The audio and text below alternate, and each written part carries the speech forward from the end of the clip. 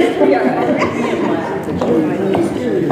everyone. We're going to go ahead and get started. I'm Susan O'Connell, and I'm a volunteer with Nature's Nanny, Wildlife Rehabilitation. Nature's Nanny helps raptors specifically. So we help rescue eagles, but we also do full rehabilitation and release for osprey, hawks, owls are gone.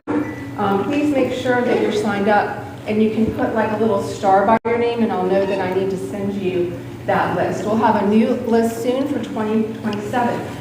I see so many faces of people I love.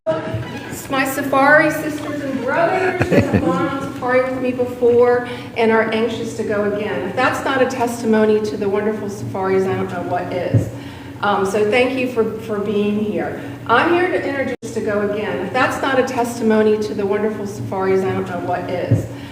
So thank you for being here. I'm here to introduce Joe, visitor of Jazim Reserve, and also Africa Through Your Lens photographic safaris.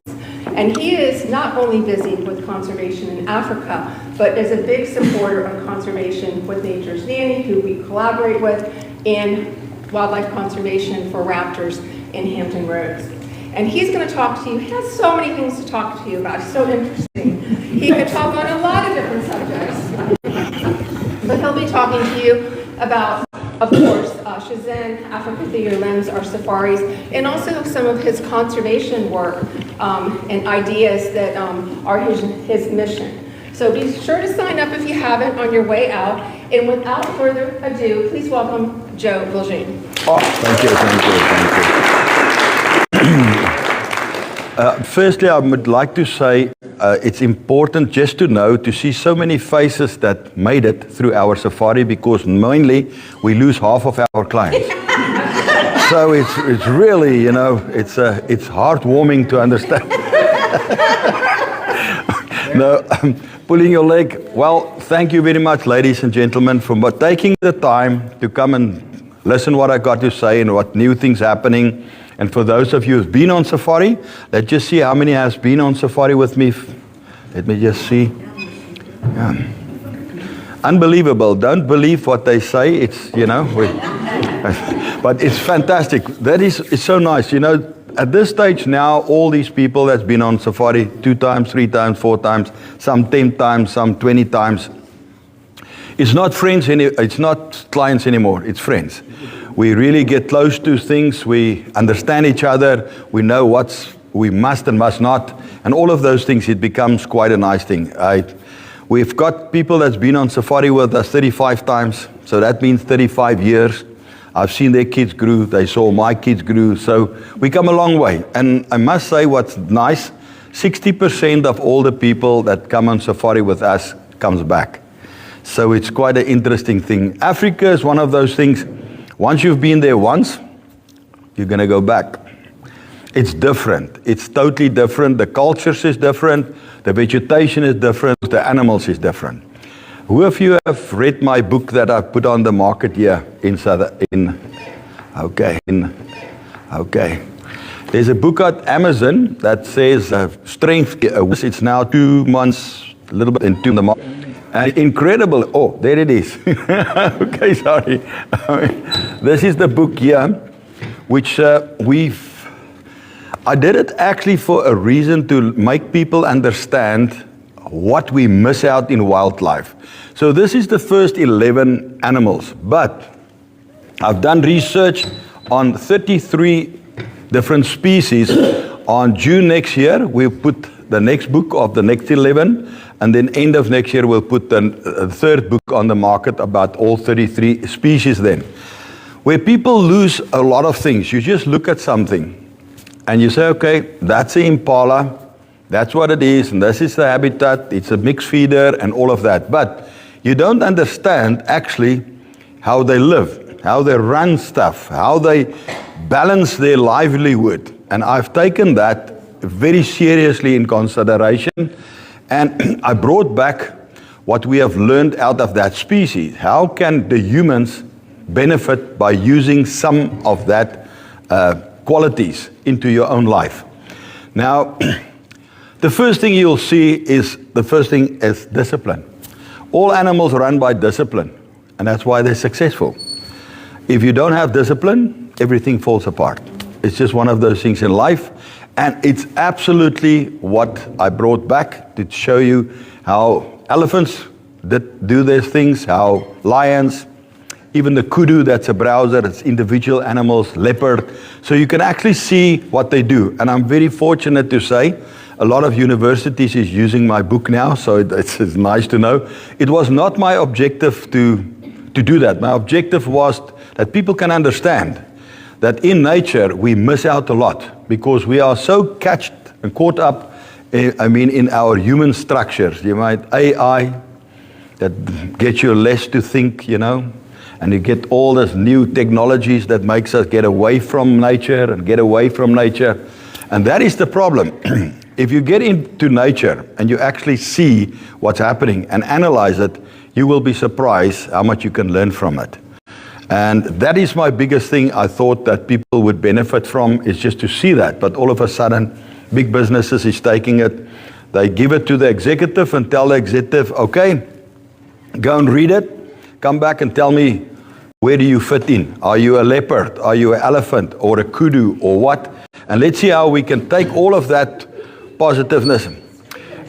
And that will tell you, one of the ladies just got late. They normally fall into our safaris like that. Hi, Guy. How are you? Good. So it's very important to see actually how they bring it now together in structures. Big companies using it, universities all over. And it's so nice to see that people realize what nature can bring back to you as a human. That's important. For those that don't know, I live in the Vredefort Dome. It's a World Heritage Site. It's the largest and oldest meteor impact crater visible from outer space. So if you see the photographs from outer space or go and Google it, the Vredefort Dome, you'll see huge. So impact, the meteor that hit the Earth was as big as Table Mountain. Now, for those of you that's been to Cape Town, you know the size of Table Mountain. It's a 10 by 10 kilometer square. It reckoned it hit the Earth at 2,000, more than that, 75,000 kilometers, which is about 50,000 miles an hour, and went 27 kilometers into the Earth. If that didn't happen in South Africa, we would have never ever be able to mine gold because it was too deep. So the impact, so if you take a bowl of water, you drop a rock in the middle, you get the ripple effects, and then all of a sudden when that rock stops, there's a rebound. So if you throw a rock into the water, you'll see what happens. It goes bloop, and then vloop, like that. That's called a rebound. Now that rebound pushed up the heavy metals and everything that was at the bottom at that depth. And that made it the Witwatersrand Reef, which is the most viable to mine gold, is not far from me, the deepest mine in the world, and the richest mine in the world is in South Africa. And that's been formed and created because of the meteor impact. They reckon, the geologist does a lot of talks on my property from all over the world, and they reckon it happened 2,000 million years ago. That's quite a, but that's about 2 years after I was born. But it's one of those things. So they always ask me, why did you buy the property in this area? I said, I always think it's not going to happen on the same spot again. But no, it's not like that. To think about the size and the speed, it's like, and it's finished. It's like a wing. There's no such a thing like Armageddon movie that you can see it's coming and we're going to send up people and they're going to bomb it and get the piece off before it hits the Earth. There's no time for that. There's no aeroplane or jet or rocket that can go 50,000 miles an hour. That's what it is. So it's really something unique. I never even knew it was, because we have done research in that area for the previous government, because they wanted to buy all of the property and make it one nature reserve. So I did research on habitat. That means what browsers, grazers, mixed feeders, and selective feeders can this area fit, and things like that. And the geologist that was there looked at rock formations and all those things.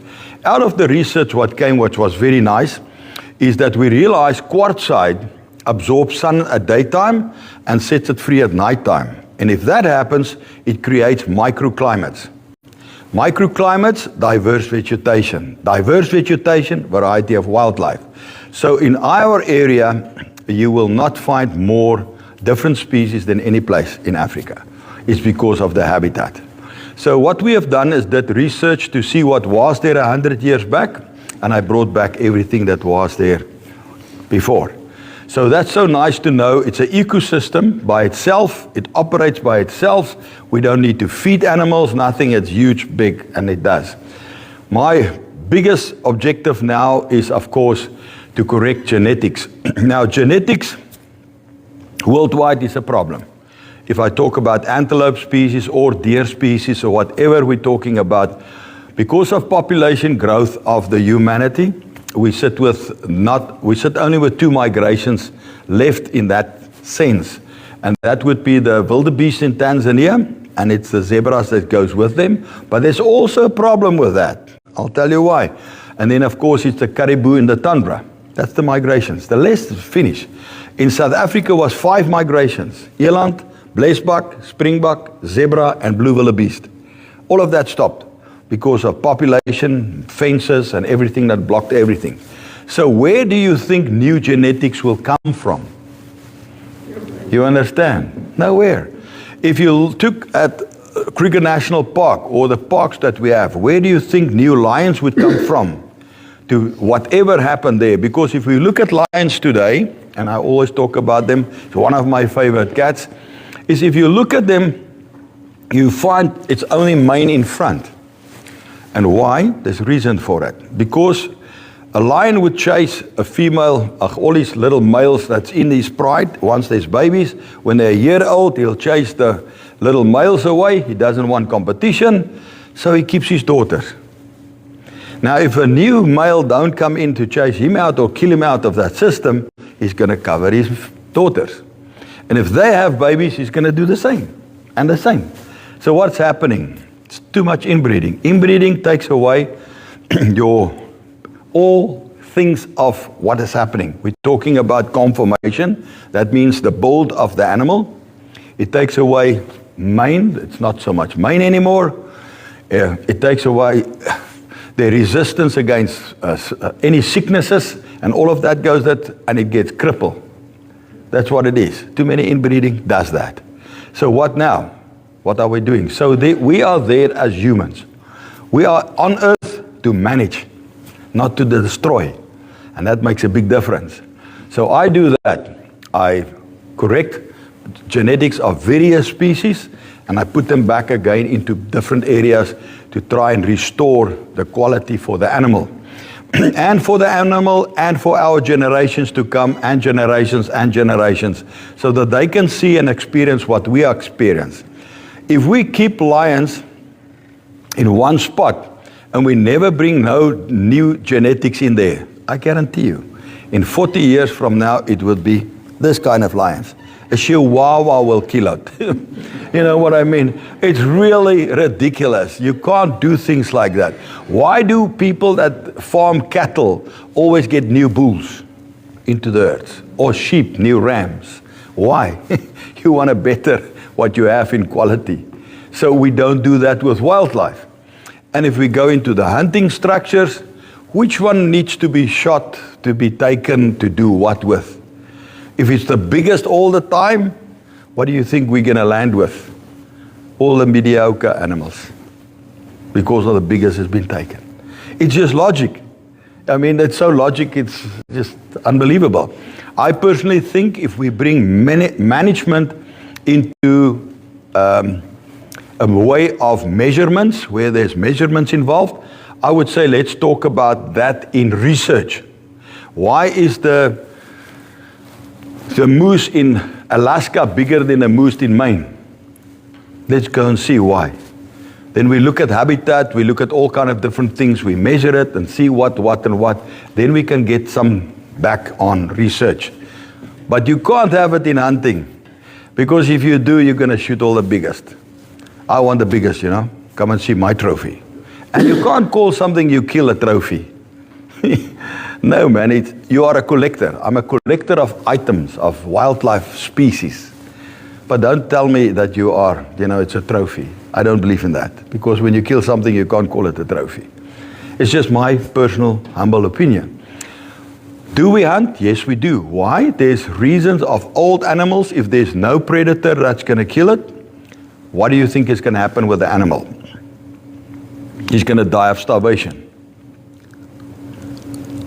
Would you rather see that, or would you see this? People would say, let nature take its toll, because of that reason. Yep, then I can say, okay, when you're sick, don't see a doctor.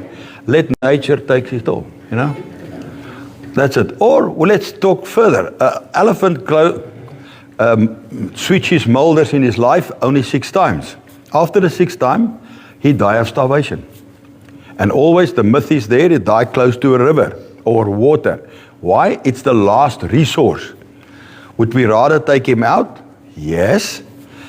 Because it takes an elephant when he has lost all his molders 3 months, a couple of days, and a couple of hours to die. Now, suffering for that time off. So, okay, let nature take his toll. Let's talk about the human again. If you have a family member that's on life support, who make the decision to switch it off? A family does. So why can you say we can't kill it? And let's look at the ripple effect now. The meat goes to the community for free. Then you stop poaching. The skin gets done for belts, boots, all those fancy stuff, which is good. Bed nights at the lodge get sold, job creation, and everything goes in there, and economical, where the tax man takes X amount and it goes that way. So it's a ripple effect. It's a logic way of moving forward to secure that specific animal. That's what you need to do. So there is a pluses and minus. Do we kill? That is the wrong way of hunting at all. That's totally wrong. Selectively, responsibly, that is the way to do things. And what do we put back into the wild? This is where it comes from the outfitter or the person that is qualified to do so, to see what are we going to do to better the habitat. You must know an elephant takes about 150 to 250 pounds of roughage a day. In the 4 corners of the African countries, Zambia, Namibia, Zimbabwe, and Botswana, 135,000 elephants goes through there. It's 35,000 too many. Now think about 35,000 too many, how much roughage they take in one day. I was just talking about 150 to 250 pounds of roughage. Can you imagine what's happening to the habitat? Why is it happening? Population growth, people get it all narrow, they can't do what they need to do wherever. At this stage also from Tanzania to Kenya, there's too many lodges that's opening up in different areas, so now the wildebeest turn around earlier. They can't go where they normally wanted to go. It's also blocking that. And how many wildebeest and zebras there now? 2 million. So you gotta, there's things you gotta plan and do according to what that species is gonna need. So the people must sit down, discuss, think, and let's manage what we have left in the world to go forward. Our safaris, what we do is financing our efforts of genetics, to do connection with different governments, to move forward by the selectively restore genetics, and then of course use some of the money to finance operations like the nannies with doing what they do with rehabilitating of course all your animals in this area, to do something with the eagles, the owls, and everything that goes with it. So we, as Africa Through Your Lens, is not just there for doing profit situations. We are there to really try and help, not just Africa, but we try and spread our wings as far as possible to help wherever we can.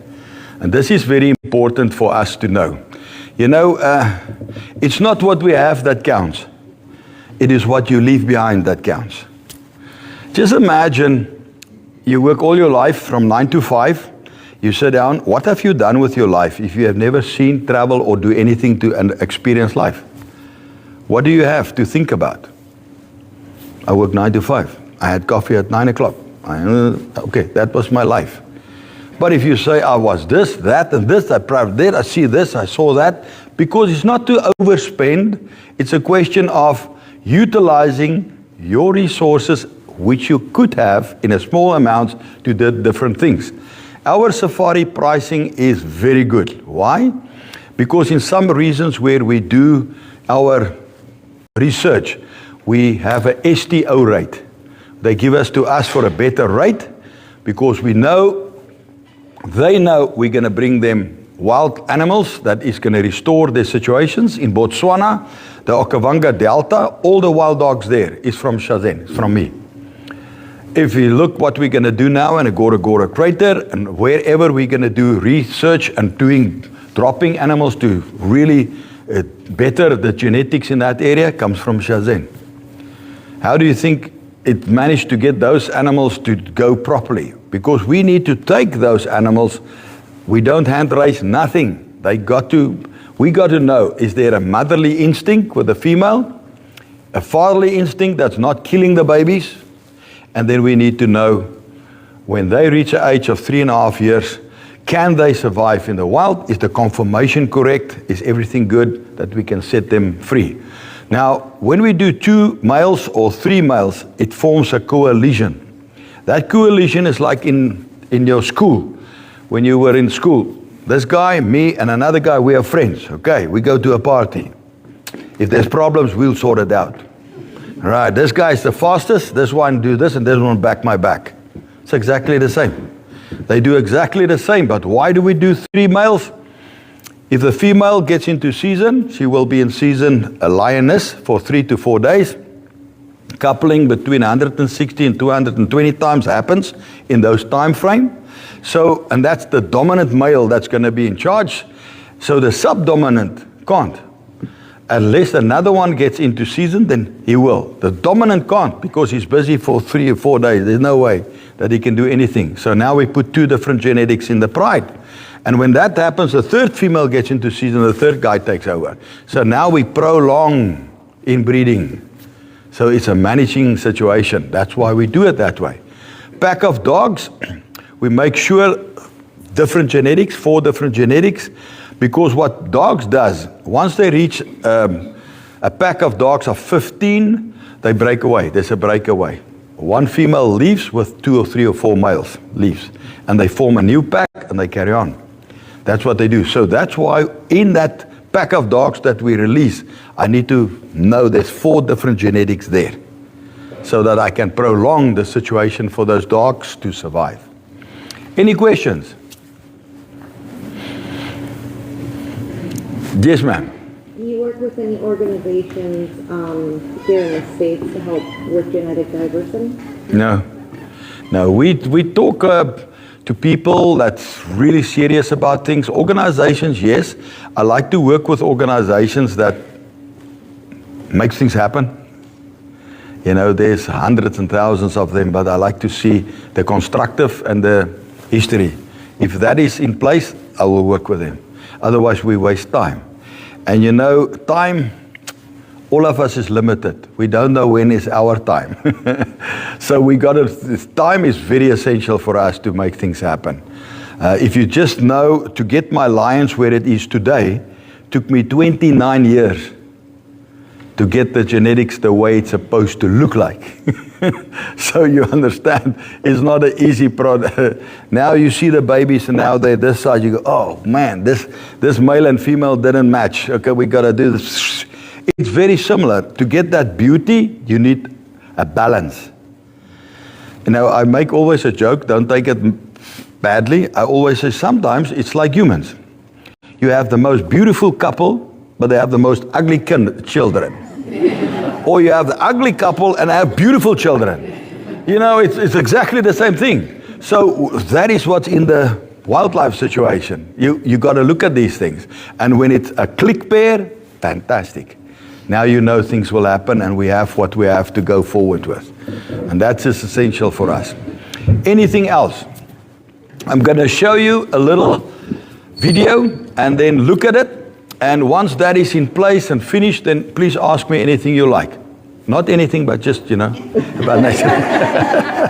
All right, let's see. I'll sit behind them. Go.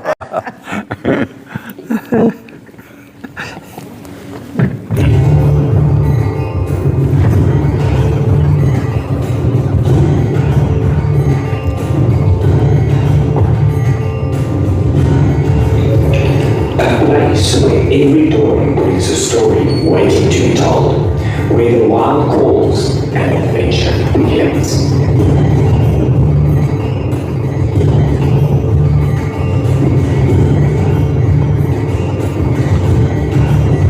Here, the land itself speaks, through the echo of a lion's roar, the shimmer of first light on acacia trees, through the echo of a lion's roar, the shimmer of first light on acacia trees, and the quiet heartbeat of wolf living, breathing story that draws you in and stays with you forever.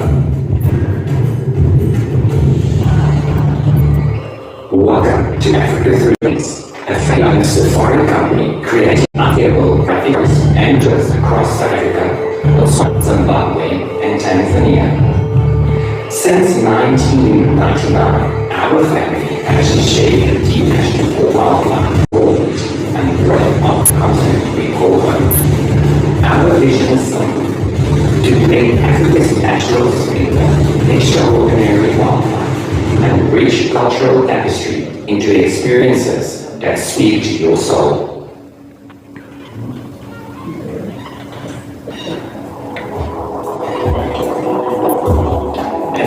For your links, we believe the safari is more than a holiday. It's connection with nature, with people. For your links, we believe the safari is more than a holiday. It's connection with nature, with people. Small, service personal, and our focus clear. Unforgettable experiences carefully. What we do, or the graceful dance of flamingos at sunrise. Every safari we lead is designed for those who want more than sightseeing. Every drive is an educational experience. We share the stories and signs of the bush, from the power of lions and elephants to the grace of lion and grove, or the hidden bush, from the power of lions and elephants to the grace of lion and grove, or the hidden world of Tokyo. Yours was not fair as majestic and majestic, because every region matters. From the touchdown, one of our family will be there to greet you, not just as a guest, but as a friend. A safari is not only about what you see, but how you feel. The laughter shared over sundowns, the excitement of capturing that burning moment through your lens, the warmth of stories told around the dropping fire beneath the sky of endless stars. These are the memories that live long after the journey ends.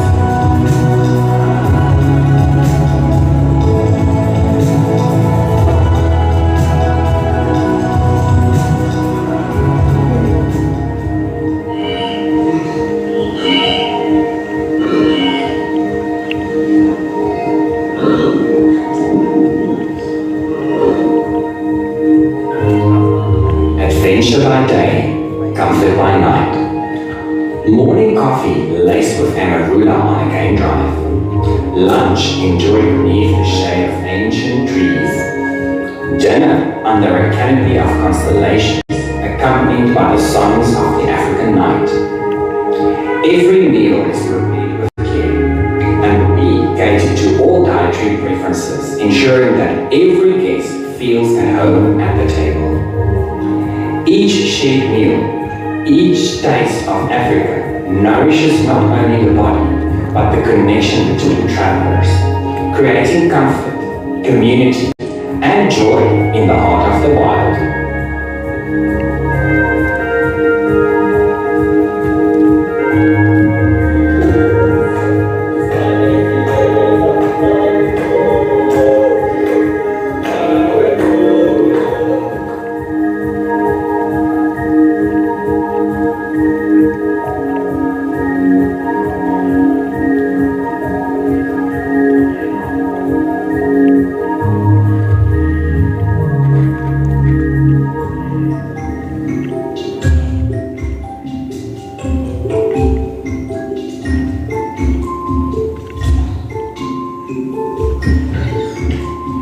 the end of every day's adventure, peace awaits. Our hand-picked lodges and camps, from intimate bush stays to luxurious retreats, are chosen for comfort, safety, and authenticity.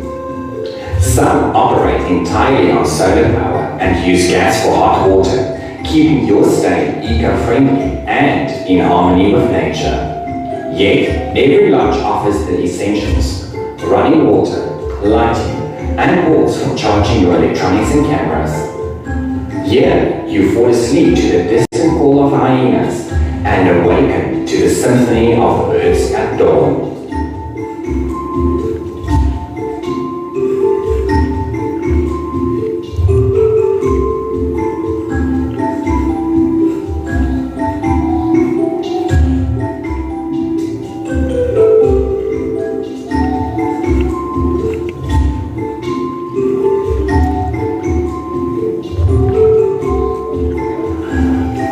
With decades of guiding experience, seamless logistics, and trusted partners across Africa, we take care of every detail, from airport transfers to border crossings.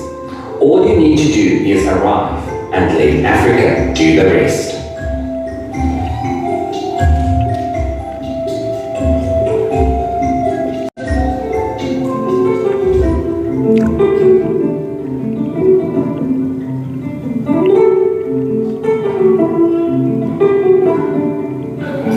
Our guests leave with more than photographs. They leave with the memories that last a lifetime. Laughter shared, friendships formed, and stories retold for years to come. For every traveler, Africa reveals something different. For some, it's adventure. For others, peace. For many, it's a rediscovery of wonder.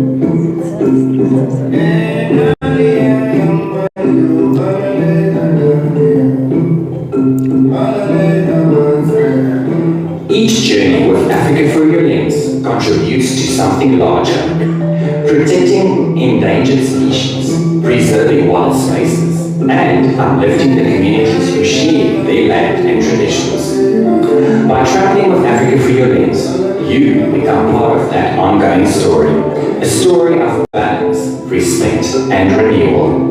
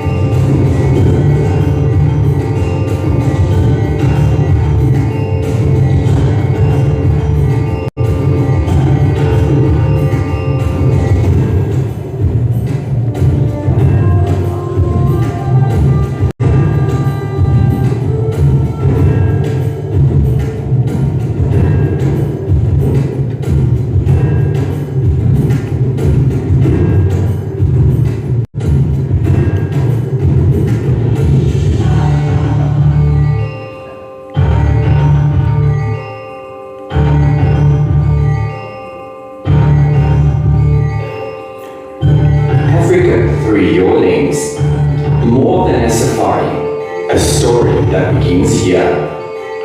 Come, capture your Africa.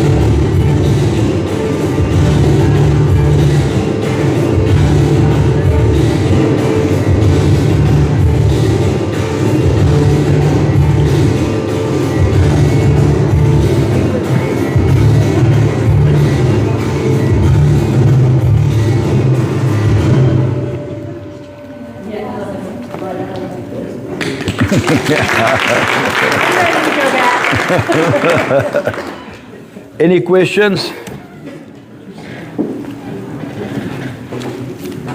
I would just like to point out, I hope you saw the variety in that video. We have such a variety of safaris to offer with Africa Through Your Lens.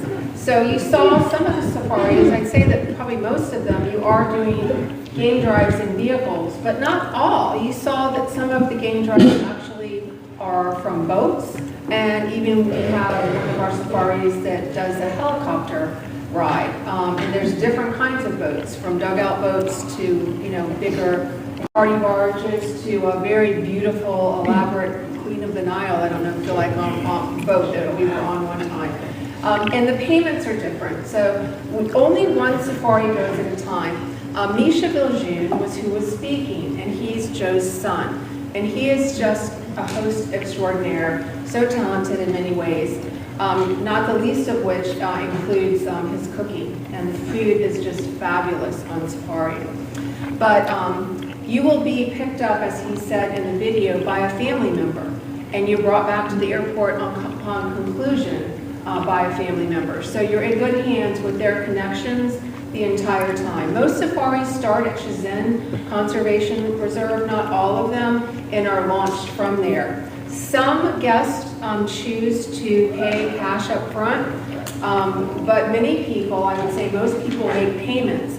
Because of the fact that the safaris only go one at a time, there's a limited amount of safaris. There are not multiple safaris going on at the same time. There's one safari that goes at a time. God bless the family. They drop people off on Friday and they're picking up people again on Tuesday for another safari, but they're just one at a time. So we really do book a year in advance or more. We're booking now for 2027. I have a very interesting Tanzania safari in 2027 at the end of March, if anyone's interested. But we only have a few places left in 2026. We do have some, if we know what you're looking for, we do have some, but that's how popular they are and that's how they're booked. So that price list that you got is for the remaining 2026 safaris, and we'll have a 2027 price list out very soon. Any more questions? Yes. Do you set the safaris and then you wait for them to be filled, or you just have these options and the first one that gets filled is the first one that gets? Yeah, what we do normally is, if you look through the whole year's program, there's different safaris and different people take it on. But if it's people that comes from Susan and Dana, then if you got to fit into a different safari which they can't go, or you can't go when they go, we do that too. Then you can go. So we have the whole year open, and people can see which ones they can. But if it's full, it's full. Then we can't take more. We don't like to take more than 12 people. Tanzania, we can do up to 14 maximum, because then I use 3 different vehicles that we do at the same time, so that not everybody is like this. You got a space on your vehicle and things. The Tanzania trips, all the vehicles is Wi-Fi connected. Wherever we travel in the wild, we've got Wi-Fi. So it's unbelievable. And the reason for that is very easy. People want to tell their friends where they are, what they do, and what, so they can, while we're busy on it. And if we need something, we are connected. So that's what it is. So all the, like Tanzania, Botswana, Zambia, all of that, we have insurances. If anything happens bad, that we need to evacuate somebody with a helicopter, we do that. We've never had that, but we have it if we need it, okay? And we won't send you back if there, all the crocodiles eat you up and nothing happens. So then it's done, but in any case, no, we're not pulling your leg. No, it's important for us to know exactly for you guys to have you coming on a safari. You don't need to worry about anything. It's planned, it's there's no hidden costs. What you have paid is what you have paid. If you need to buy stuff, you want to buy that to your cost. But everything else has been taken care of. And that is how we operate. So, but yes, you can. I just wanted to address that travelers go with a conservation representative. That's what Susan and I are. So if you were to like approach one of us and say, this is the only time frame I have to go, then we would contact one of the other conservation representatives and say, do you have room for her and her friends, that kind of thing. Yeah, and we do that all the time. Yeah, the representatives all work together. If there's a place and there's opening, yes, we take it. And sometimes we have a cancellation. You know, somebody got problems in the family or so on, and a cancellation, then we fill those spots. We do that. Is there any difference in the different safaris that you offer? I mean, I've never been to Africa, so I'm hoping to see everything. So, I don't know which would be It's impossible to see everything. It's so many, yeah. But what I can say, yes, all the safaris is different. It's unique. Every single one is different. That's why we have seven different ones. And we have people that have been all 7, and people that have done one which they like and they stay with it for the next 10 years because they like it. Because wildlife, I can drive here today, tomorrow there's different animals. I can drive back and there's a different thing happening right there. So it's not like we quickly tell them, listen, stand by that tree at 7 o'clock, we'll see you. It's really, it's all the time different. It's all the time different, and that makes it. We've got people now, it's the 10th year, they do Shazin and Sabi because they love it. It's 2 places. It's very relaxed. You can sit on the porch, watch wildlife come and drink water, elephants, whatever, next to the Crocodile River, and on that side is the Kruger National Park. We go there too, and we have it on this side. Shazin got its own deck with all water hole and a lot of things. Rhinos, giraffes come and drink right in front. So it's different. It's totally different. And also the different times of the years. Sometimes there's babies because it's time of the year, or they are in rut, the males. So everything changes. We have 4 seasons, and so the habitat changes. So people like to see it sometimes when there's a lot of greens. Sometimes they want to see it in our winter time, and so on. Our winter time in July can be cold, but not as cold as in the United States, for sure. Yeah, and that's what the daytime goes 65, 75 in winter time. In the summer times, like January, February, March, you can get up to 90, 95, but it's not humid.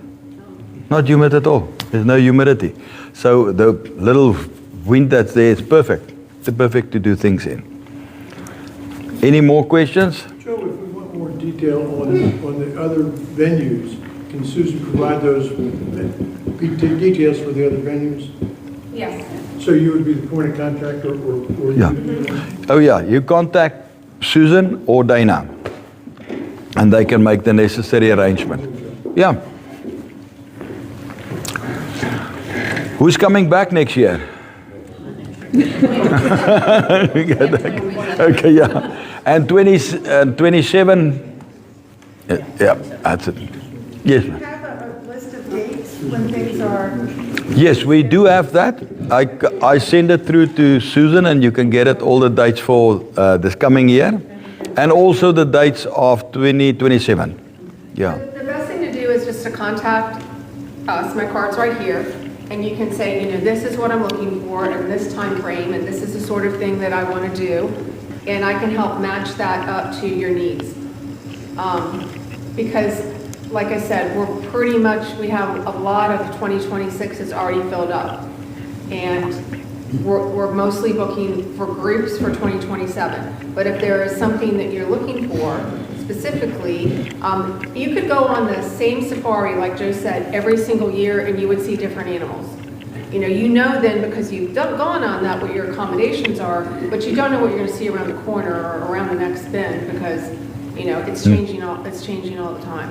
And if you go at different times of year, which are the opposite seasons, it also is going to be different. And even if you go in winter, there are benefits to each season.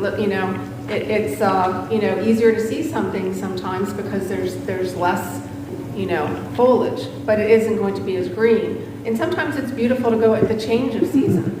You can see just where we went last time when I was just there, all the trees looked like they were black and almost dead, and then while we were there, they just burst into green. People would be like there was a fire or something. What is that? Because the deciduous trees are a lot different than here. And then it just burst into little green leaves while we were there. You see Kurt that sat up there, I know him for 30 years. 30 years, he's from Philadelphia, been on 15, 20 safaris and all of that, and he's still alive. So, but really we try, and for some people, you must know the seasons is different. Now you guys is going into winter, we're going into summer. So when you have winter, we have summer. So there's people that try and get out of the cold, January, February, or March, then they come to South Africa. And then of course, when it's too hot or humid in your areas, you come back that side. So people like to do that. They like to change Do you it. have a question? Yes. I've never been. I really don't even know what's possible. Do you have like a thing that Yeah, is make sure you possible sign- and then you So say, make Yeah. sure you sign up here. So we have a list, Yeah. we're out of forms, but I can email it to you. Yeah. So we have a list of the safaris that are set that are commonly done. But I actually have a safari in March, I actually have a little bit of space on, that's called Wine and Wildlife, and it's a custom safari. It's Shenzhen, and it's an elephant sanctuary for rehabilitation of, for orphan baby elephants, I think, and then it's Northwest, which is a national park. Actually, There's north, and then from there we go to Cape Town. Then we go to Fly. Cape Town from- We fly there. at least 3, if not 4, wineries. And we do Table Mountain, and we do the Pelicans, and we have fine dining. And that one's not, the dinners there aren't all inclusive on that one because it is custom to free you up for fine dining, so you don't have a set menu. Because we do have set menus when it's all inclusive, but that group wants to be free to do whatever they want, whether it's little or big. Anyone who's interested in that?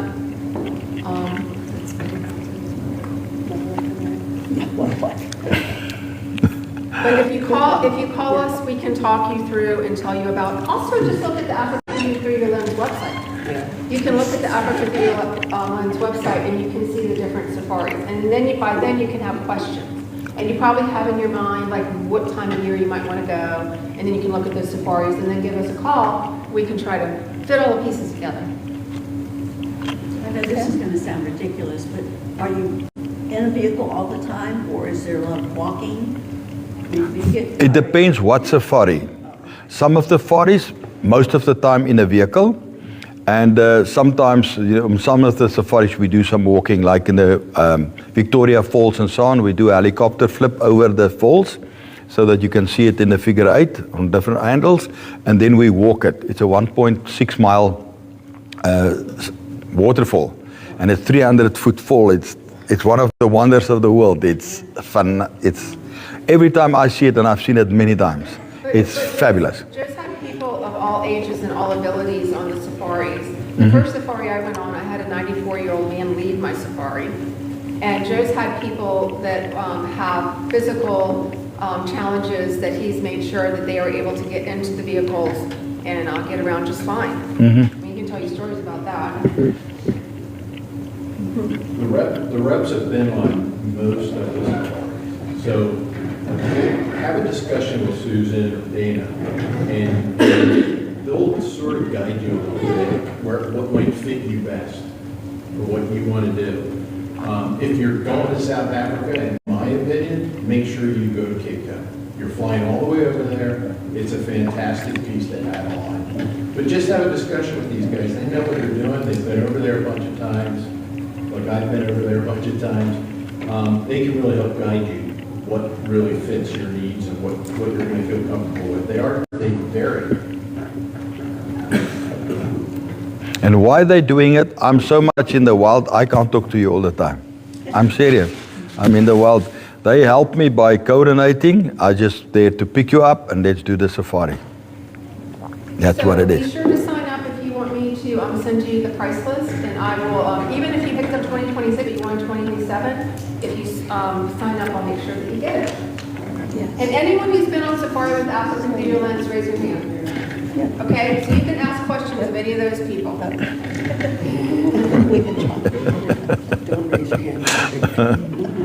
Any more questions? Thanks, Joe. When is the best time to see a lot of babies over there? Let's see.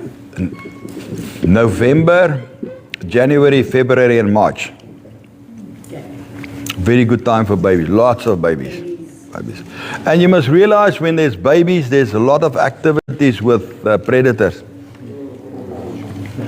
That's what it is. The gestation periods on some of the animals are so long that you can almost see them at any times because it's just amazing how long. You must realize there's animals that is got a breeding time frame. So that means they get into a rut at a certain time and certain times of dropping babies. And then there's animals that they breed right through the year. So you can have any time of the year there can be babies. But the concentration of babies would be November. December we don't let people, I have a little break in December. But January and February and March. Yeah. That is what we do. So when it's cold here, that's. Yeah, when it's cold, yeah. Then it's a very good time to come. Well, thank you so much. We got another question. I don't understand why you would go on a safari with animals and nature and all that kind of stuff and want to spend time in a big city. I mean, I don't. You don't need to go. I don't get the He's saying attraction. an add-on because when else are you going to be over there? Just Yes. say, I can do it 24 You hours. can add it on in the beginning or the end. Or I have one that includes Cape Town in March. But some people, they So really Cape like Town is variety. better than Johannesburg, or Yeah, Cape Town is much better than Johannesburg. I But really don't know anything about either one of them, We're but just flying into Johannesburg and I don't let you guys leave the airport, the hotel. We stay the first night because the flights usually we come in very late. Now they're getting later and later. It just seems like they're getting later and later. And now I think some of them are coming in at 8 at night. So we get picked up the next morning. So I keep you all together and we are at the airport hotel. It's a long flight. We rest and in the morning we're greeted by the family and the adventure begins. but it's not necessary to go to any city. yeah. Just, I understand what he said. yeah, there's some people that like to see Cape Town and the wineries and the mountain and the Sea Point area. I mean, that's it. That's where the Atlantic Ocean and the Indian Ocean meet. It's right there. So it's quite an interesting and very historical situation to see. It's nice for some people that would like to do it, but people that just want wildlife, no, you don't go to a city. That's it. That's what it is. Many Yes. of the safaris are called ultimate safaris, and that's animals, animals. Yeah. Yes. I think one of the most interesting things about talking about, seeing Africa is when we actually were leaving the hotel and driving to the reserve, just seeing Africa and the economy and the cities and the landscapes, and you could tell what you were going, what area that area produced or what product you got there. When we got to the area where the citrus trees were, it was just, mind-blowing, the smell. Because you could just that knowledge of the economy and the life in Africa was almost a bonus to the safari. Yeah, especially traveling from Shenzhen to the Kruger National Park to Sabi, you see the mountain range, the Drakensberg mountain range. It's beautiful. You normally see a lot of things on Discovery Channel, which is Tanzania. It's flat.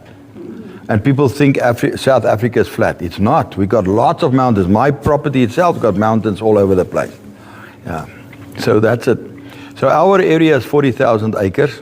That's where my place is. So it's an ecosystem by itself. Questions?